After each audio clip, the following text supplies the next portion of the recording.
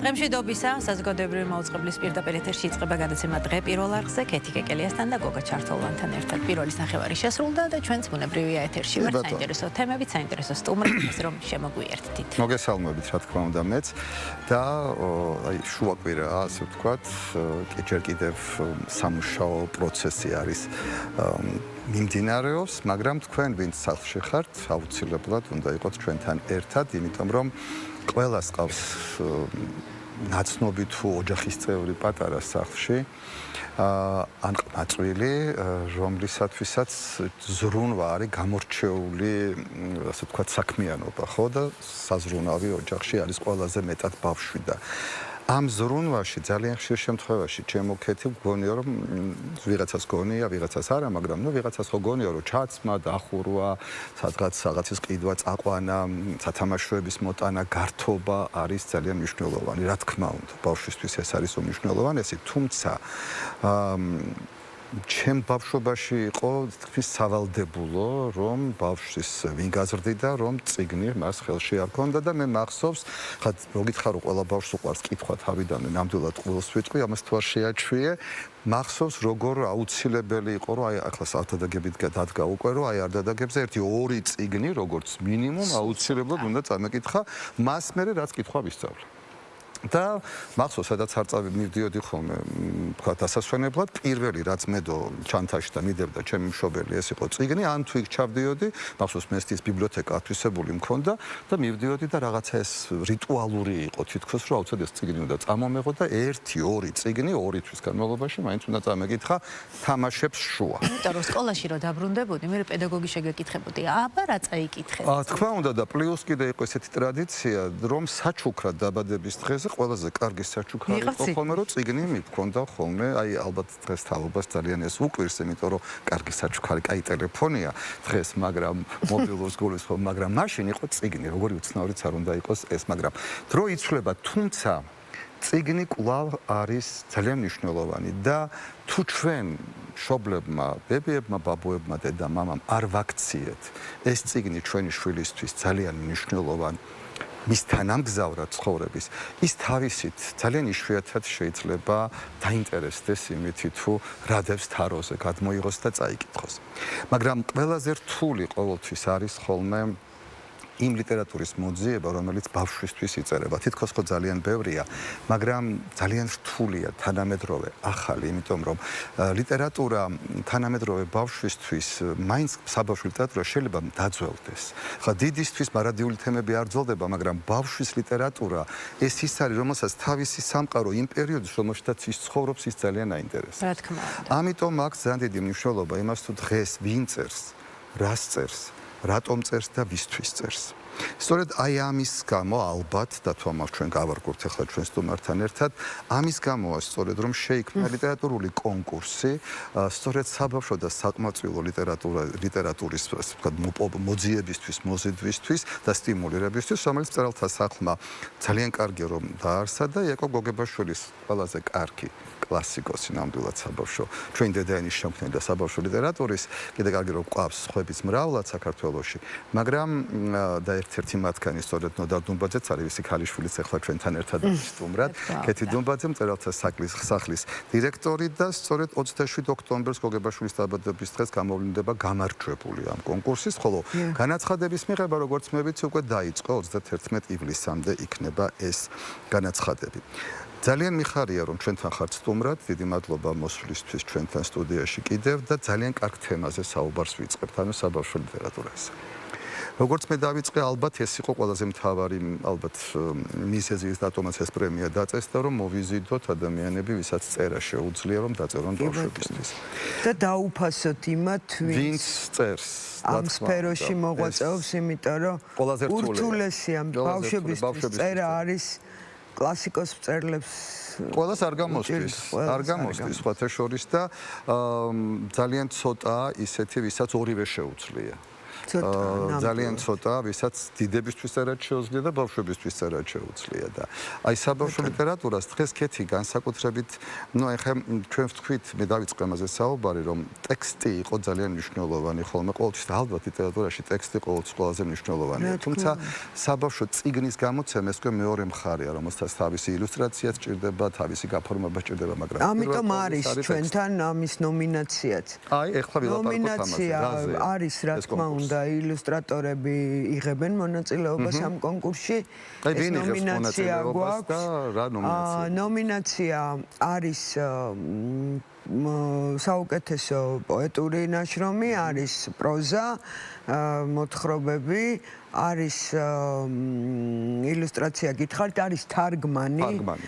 მათ შორის, იმიტომ რომ არის უცხოური ლიტერატურა, რომელიც ჩვენი ბავშვებისთვისაც მნიშვნელოვანია, რომ წაიკითხონ.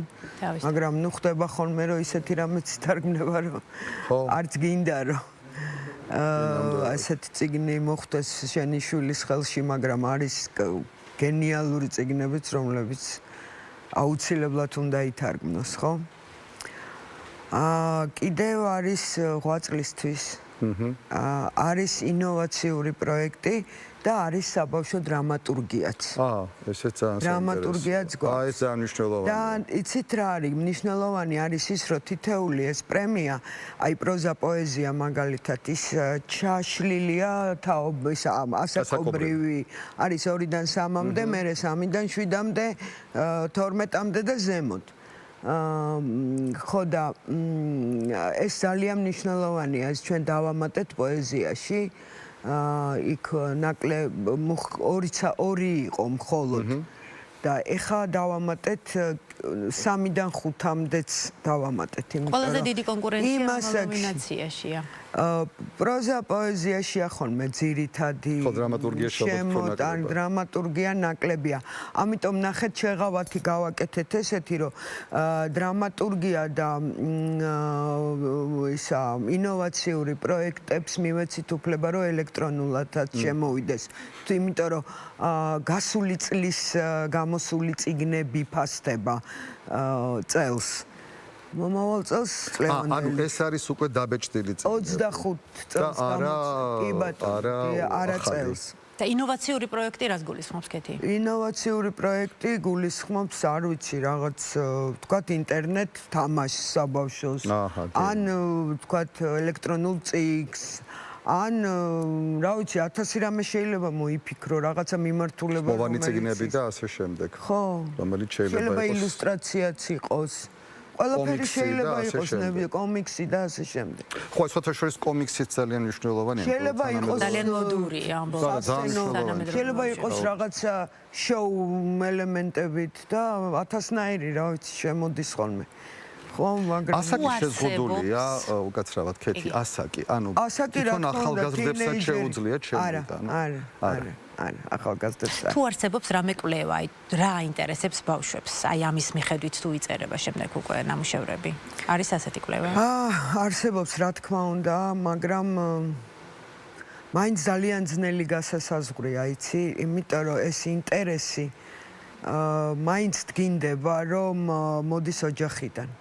თუ ბავშვი ხედავს, რომ წიგნი არის მისი ცხოვრების თანამგზავრი და მისი მშობლების თანამგზავრი, ის მუდმივად მხოლოდ თაროზე კი არდევს. დედა კითხულობს, მამა კითხულობს, საღამოს ძილის წინ უკითხავენ წიგნს, ზღაპარი იქნება ეს თუ პოეზია თუ ეს უნდა იყოს მუდმივად ჩვეულებრივი, როგორც კბილის ჯაგრისი, როგორც და არ ვიცი მე, ჭიქა, რომელიც ყველას თავისი აქვს ოჯახში, ხო, ესე არის წიგნიც რა. ის უნდა იყოს მუდმივად. და მუდმივად ცხოვრების ნაწილი უნდა იყოს და თანამგზავრი. და ალბათ უნდა იყოს განხილვის საგანი. ძალიან ძნელია მე, იმიტომ რომ ტელეფონები, гаджеტები და 1000 რამეა, რასაც ბავშვი პირველივე იმაზე ხელს კიდებს და მშობლებიც აძლევენ, იმიტომ რომ ხანდახან არ ვიცი, ხანდახან სადილია გასაკეთებელი. იმათაც ვერ გამწყობ და იქნებ გაჩუმდეს. მაგრამ პატარა ასაკიდან, ბავშვები 3 წლის ბავშვები ისე შედიან პროგრამებში და ისე დადიან იქ და ისე პოულობენ თავის საყვარელ მულტფილმებს, რომ აღარც კი ჭირდება თვინმეს დახმარება, რომ იქ ჩვენ მე მახსოვს ტელევიზორს უგთავდით, ხო? არხზე გადაგვყავდა, რომ რაღაც მულტფილმები ენახათ ბავშვებს და რაღაც საბავშვო გადაცემები და ეხლა თვითონ შვებიან ამას ბავშვები. ხო და აი იმ გაჯეტთან ერთად წიგნიც უნდა გვერდზე იყოს. კეთი, აი დაუბრუნდებით ჩვენ გაჯეტებსაც, მაგრამ მე უბრალოდ არ დამავიწყდეს. აი ბესტსელერი, ანუ გაყიდვადი წიგნებში თუ არის რაიმე თქვა ნომინაცია ვიღაცის შარშან ყველაზე მეტად გაიყიდა ეს წიგნი და შესაბამისად ნიშნავს რომ მოთხოვნა ამაზე ძალიან დიდი. იცით რა მე არა მხოლოდ მხატვრული ლიტერატურა მხატვრული მხარე ფასდება ამ ნაწარმოებებს. არა ესეც ფასდება რა თქმა უნდა. და ჟიური აფასებს. გამომცემელი, ნახეთ, უფლება აქვს შემოტანა გამომცემელს. გამომცემელს როცა შემოაქვს წიგნი, ის წიგნი რა თქმა უნდა უკვე 25 წელს კარგად გაიყიდა. ამ ავტორს კიდევ თქვათ შეკვეთა აქვს მიღებული უკვე ამ გამომცემლობისგან და ეს არის კიდევ ერთი დაფასება და კიდევ ერთი ზრუნვა გამომცემლისგან, რომ მე შენ პრემიაზე წარგადგინე.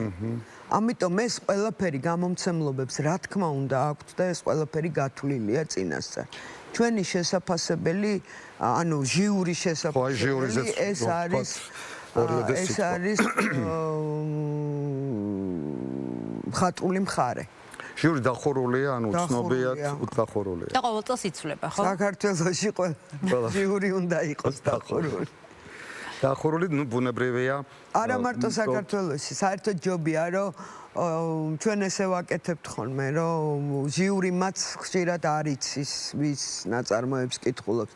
ეხლა ერთია, რომ ცნობ ვიღაცას ხელწერით და სხვა კონკურსებში ყოფილა ესე, რომ მეც ყოფილ ვარ ჟიურის წევრი, არა მწერალთა სახლში, არამედ სხვა დროს, მაგრამ მიცვნია მწერალი, რომ რა არის მაინც აი ჟიურის ინტერესი ძირითადად? თემა? ჟიურის ინტერესი არის თემა რა. არა, აი კრიტერიუმებთან დაკავშირებით, აი ეს არის. არსებობს კრიტერიუმები, განსაზღვრული თქვა მწერალთა კავშირის, ანუ ორგანიზატორები, ვინც არის ამ კონკურსის, თუ უბრალოდ პირადი სუბიექტური შტაბეშტილებების მიხედვით აფასებს ჟიური. არა, კრიტერიუმი რა თქმა უნდა არის. თქმა უნდა არის. იმიტომ არის ეს ასაკობრივი დაყოფაც, იმიტომ არის, იმიტომ რომ სხვადასხვა შინაარსი, სხვადასხვა დონის ლიტერატურა, როგორც მკითხველი, აი ჩვენც ხო გვახსოვს, ჩვენ ხო ვიზდებოდით. თავიდან მკითხულობდით რაღაც ერთ ნაწარმოებს, საბავშვო ლექსებს, იმას. მერე დავიწყეთ რაღაც პატარ-პატარა ნოველებზე, მოთხრობებზე, ზღაპრები. მერე ზღაპრებს მოყვა სერიოზული ლიტერატურა რაღაცა და მკითხველი ხო იზრდება. ისია, იმიტომ არის ეს დაყოფაც, რომ 3-დან 5 წლამდე ბავშვს სხვანაირი ლექსი ჭირდება. რა თქმა უნდა, თვითონ ზომაცხვანერი ჭირდება. 7-დან 12-მდე სხვა არის და 13-14 წლისას უკვე სხვა ლიტერატურა ჭირდება. იქ უკვე კლასიკოსი მწერლები ჩემოდიან, იქ უკვე გემოვნება ყალიბდება და ის გემოვნება იმ 3 წლის ასაკიდანაც ყალიბდება. გაჩნია რა სწაუკითხავ და რა კეთი, აი რა მოტივაციას იღებენ გამარჯვებულები წლიდან წლამდე, როგორ ფიქრობთ? და სად მიდიან შემდეგ რა ხდება მათ ცხოვრებაში? შემდეგ ხდება ის, რომ გამომცემლების ყურადღება იზრდება მათ მიმართ, გამოდის მათი წიგნები და იყიდება. რამდენიმეჯერ შეუძლიათ შემოიტანონ ალბათ, არა ყოველ წელს. აი 9 წლის მანძილზე დაგროვილი ეს ნაწარმოებები, შემდეგ სადმე ერთად იყრის თავს, აი შეიძლება სახელმძღვანელოში აღმოჩნდეს ერთვენიერ დღეს. რა თქმა უნდა. რა თქმა უნდა. ეს გადაწყვეტილებას მიიღებს განათლების სამინისტრო იღებს, მაგრამ ბევრი თანამედროვე მწერლის ლექსები არის. კეთი, თარგმანებზეც მინდა რომ ვისაუბროთ, იმიტომ რომ ეს ძალიან მნიშვნელოვანია განსაკუთრებით. ხა ასტრიდ ლინგრენი მაგალითად რო არ თარგმნილიყო თავის დროზე. ხო არ შეიძლება რომ ქართულმა ბავშვმა ეს არის. ხო, მაგრამ ნახეთ ძალიან ხშირ შემთხვევაში ბევრი ხა მე არ მინდა კონკრეტულად დავასახელო, მაგრამ ჩვენს ძალიან ხშირად ქართული ბავშვისთვის გაუგებარიც არის. იმიტომ რომ ხო, გაუგებარი და არის თარგმნილი ხშირ შემთხვევაში რუსულიდან თარგმნილია, არ არის ორიგინალური ტექსტიდან თარგმნილი, ძალიან ბევრია. დღეს თუ არის რომ ახალი თარგმანები თუ შემოდის. არის დამოკიდებული არ უნდა, არ ვიცი, მესამეენიდან გადმოთარგმნას რა თქმა უნდა არანაირი აზრი არ. ხო და აი ესეც ხო უნდა გათვალისწინებული იყოს აუცილებლად, იმიტომ რომ რა თქმა უნდა, დედანიდან და ეს მითითებული არის და ჩანს. სხვათა შორის, ეხლა ჩვენ ძალიან რამდენიმე ესეთი პრემია გვაქვს, რომელშიც იღებენ მონაწილეობას ადამიანები, ბევრი თავიდან ცოტა ისეთი სკეპტიკური დამოკიდებულება იყო და ეხლა ძალიან ბევრი ხალხი იღებს მონაწილეობას მწერალი და აი პირდაპირ იგრძნობა ტექსტი რა და ეხლა მინდა გავაფრთხილო რომ ნუ იზამენ ამას ეს ხელოვნური ინტელექტის გაკეთებული ტექსტები ნუ იმ წუთში ხვდები რომ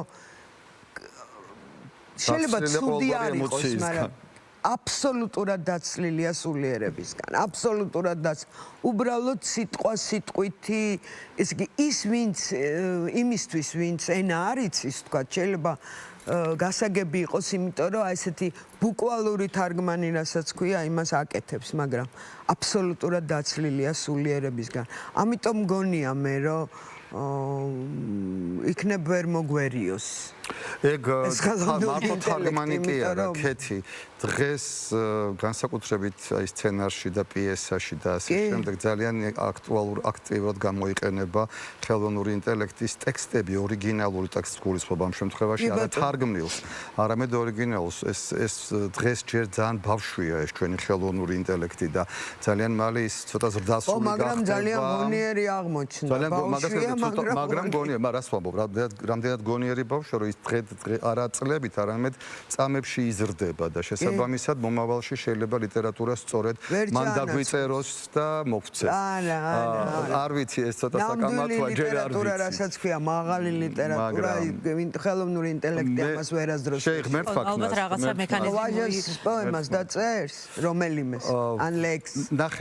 ნახე როგორი რა განსხვავებაა. ვერა, ეს შენთვის და ჩემთვის ვერ დაწერს, მაგრამ ვისაც ნამდვილი გალაქტიონი და ვაჟა გვაქვს საკითხული. ის თაობა, რომელიც ციბრული თაობა მოდის დღეს, იმისთვის შეიძლება ის იყოს მხატვრული ლიტერატურაც იმან დაუწერა. ამიტომ ეს კაცმა არ იცის მომავალ თაობას რა აღქმა ექნება ესთეტიკური აღქმა რა ექნება. ჩვენ ეს ჩვენი თაობა კარგ ლიტერატურაზე უნდა გავზარდოთ სწორედ იმიტომ, აი ამ რასაც თქვენ აკეთებთ. იმიტომ რომ მან მომავალში გაარჩიოს რა არის ნამდვილად ღირებული. კიდე ერთი ძალიან მნიშვნელოვანი საკითხი, ჩემთვის თუმცა ხო გეუბნებით კიდე არ ვიცი ციფრულ საუკუნის ბავშვებს რა ექნებათ ესთეტიური მოთხოვნილებები. ერთი რაც მნიშვნელოვანია, ასევე ჩემი პროფესიიდან ალბათ გამომდინარე კიდე ერთი, ეს არის თეატრისთვის დაწერილი ნაწარმოები, ანუ დრამატურგია. სამწუხაროდ, საქართველოში ძალიან ცოტა გვყავს დრამატურგი, ვინც ბავშვებისთვის წერს. წერენ, მაგრამ ღირებული და კარგი რომ იყოს, იმიტომ რომ ის უნდა გათამაშდეს სცენაზე ბავშვი, უნდა მოვიდეს, ეს განსაკუთრებით რთულია, იმიტომ რომ ციფრულ საუკუნეში, როდესაც ისა ძალიან ბევრ ფერადოვან ამბავს უყურებს თავის გაჯეთში, უცებს სცენაზე, მან ეს ნახოს. ამიტომ ძალიან რთულია, ხო ეს დრამატურგიაში რა გჭირს. ჩვენ ერთი სხვა თემაზეც გადავალ, მაშინ გეტყვით, რომ ჩვენ განვახორციელეთ უკვე ერთი პროექტი, რომელსაც ქვია ქართული ლიტერატურა ქართულ სცენაზე. ქართული ლიტერატურა უნდა იქცეს დრამატურგიად, თუ დრამატურგიად პიესად არ იწერება, შეიძლება რომ გაპიესდეს მოთხრობა, რომანი, ხო? დოდარ დონბაძე შესანიშნავად დრამატურგიულია თავიდან ბოლომდე თვითონ. მაგას გულისხმობ. ამიტომ ის რომ ქართული ყველა რეგიონში თეატრი გვაქვს, ჩვენ საკმაოდ ბევრი თეატრები გვაქვს და ხანდახან ისე გული მწყდება, რომ ქართველი მწერლები იმდენად არ იდგმება ქართულ სცენაზე, რამდენადაც სხვა, ხო. ამიტომ ჩვენ გავაკეთეთ ესეთი რაღაცა. ავიყვანეთ 6 მწერალი, რომელთაც ვთხოვეთ, რომ მათვე გაეკეთებინათ არჩევანი და ინსცენირება გაეკეთებინა ნაწარმოებების. შემდეგ ეს ნაწარმოებების სინოფსისები შევქმენით და ითარგმნა ეს სინოფსისები და აი ფესტივალზე, რომელსაც ვასიკო ჩიგობიძე ატარებს ოზურგეთში და მას აქვს ორგანიზაცია თეატრალური, საერთაშორისო ორგანიზაცია, რომელშიც 18 თუ 16 ქვეყანა ყავს გაერთიანებული. აი ეს ადამიანები ჩამოსული იყვნენ ფესტივალებზე, ზოგი სპექტაკლით და ზოგიც ისე ჟიურის წევრებად. ჩვენ ამათ დაურიგეთ ეს ნაწარმოებები და ეს ფესტივალი 2 წელიწადში ერთხელ არის. ეხა ძალიან დიდი მოლოდინი მაქვს იმის, რომ რომელიმე თეატრი ქართული ავტორის დადგმული სპექტაკლი ჩამოვა. ამაზე ზრუნვა აუცილებელია, იმიტომ რომ უჭირს აი საბავშვო ლიტერატურასაც და დრამატურგიასაც ძალიან დიდი ყურადღება ჭირდება. ჩვენი ირაკლი სამსონაძის ლექციებია, 2 წელია გვაქვს. ყოველთვის არ არის ბევრი 5 ადამიანი დადის, ან თავიდან უფრო მეტნი მოდიან ხოლმე და მერე უცებ დაიწურება, იმიტომ რომ ხვდებიან, რომ არ არის დრამატურგიის წერა ესე ადვილი. ყველაზე რთულია მე თვითონ ვთქვი. ირაკლი ძალიან აქტიურად მუშაობს ამ ბავშვებთან და ახალგაზრდები მოდიან, რა თქმა უნდა, ძირითადად. ხო და რა ვიცი, აი ძალიან მზრუნავთ. კი, აი დრამატურგების ჯგუფი ყავდათ თამარ ჭილაძეს თავის დროზე. თავის დროზე. ბაჩო კვირტია ჩვენი. კი, ძალიან ბევრი ახალგაზრდა დრამატურგი. პროექტების ხელმძღვანელი ზუსტად თამარ ჭილაძეს სკოლა გამოვლილია. თავისთავად ცხადია. მარტო გავამახვილე ამაზე ყურადღება, იმიტომ რომ ალბათ განსაკუთრებული აქცენტი სწორედ აი ამ კონკურსის საშუალებით აქნებათ სტიმულიც, რომ მოიტანონ კი და მოტივაციაც. ნაწარმოები, კი, რა თქმა უნდა და მოტივაციაც. და კიდე ერთი კეთი. ნახე 27-ში მოგებაშვილის სათადაბადების დღეს იქნება ეს პრემია, უკვე 9 წელიწადია ეს პრემია მიმდინარეობს. აი რომ შევაჯამოთ ეს 9 წლის ერთგვარად შედეგი. რამდენად შეგვიძლია ვთქვათ, რომ აი ამ კონკურსმა გაამდიდრა საბავშვო ლიტერატურა ნამდვილად, სწორედ იმიტომ ვწერ, რომ კონკურსში მივიღო მონაწილეობა, ვთქვათ, აი არის ასეთი პრეცედენტები, როდესაც სპეციალურად აი ამ კონკურსისთვის შეიქმნა, ვთქვათ, გარკვეული ტიპის ლიტერატურა, თუ უკვე მაინც ნაკლებად არის ეს და უკვე არა, სპეციალურად ამ კონკურსისთვის ვერ შექმნი, იმიტომ რომ 20 წინა წლის წიგნები ფასდება. ხო, მაგრამ აი დავწერე, იმიტომ რომ გაიცათ შეიძლება გავიტანო, ბატონო, საერთოდ კი, მწერლებს აქვთ ეხლა ეს გათვლები, რომ იწერება, ვთქვათ, მუზისთვის თუ საბასთვის თუ ლიტერატურისთვის თუ რა თქმა უნდა, ამ პრემიებისთვის იწერება.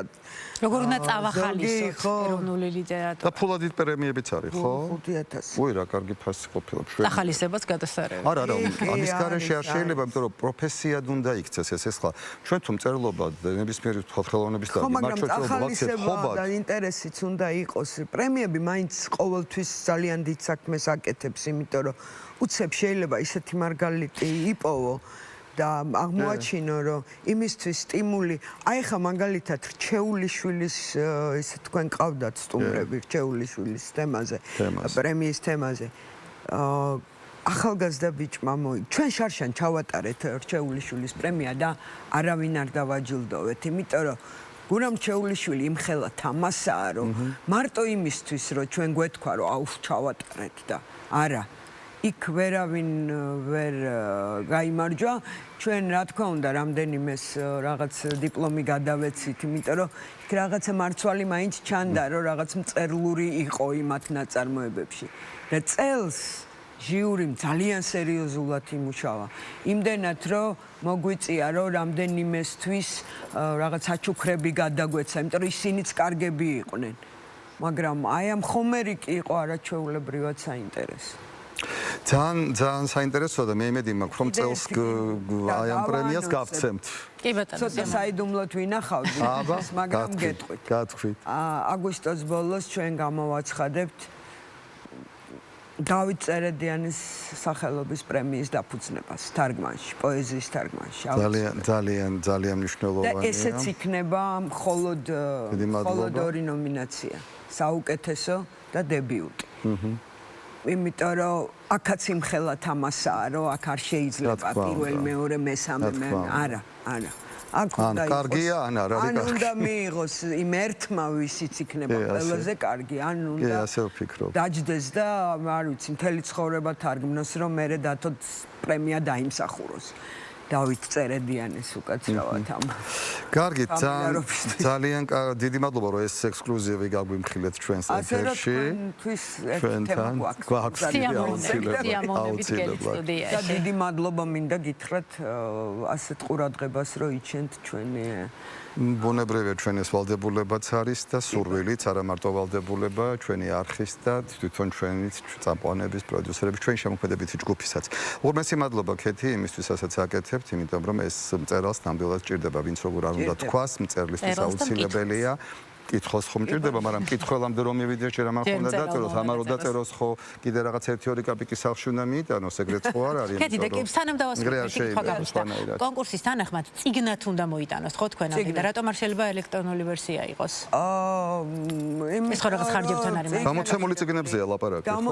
გამოცემული წიგნებზე, კონკურსი არის გამოცემულ წიგნებში და იმითო. წინა წელს გამოცემულ წიგნებზე. უღრმესი მადლობა ქეთის. ჩვენ ვემშვიდობებით, მაგრამ არა დიდი ხნით, მალე კიდევ შევხვდებით ახალი პროექტებით, ჩვენ ახლა ცოტა ხანში ცოტა გავისვენებთ, თქვენს დაგასვენებთ და საანონსო ჭრაზე გავალთ და დავბრუნდებით სულ რამოდენიმე წუთში რუბრიკით ჩემი ასაკი, მარი გადაარჩეთ თავის სტუმართან ერთად უკვე გველოდება.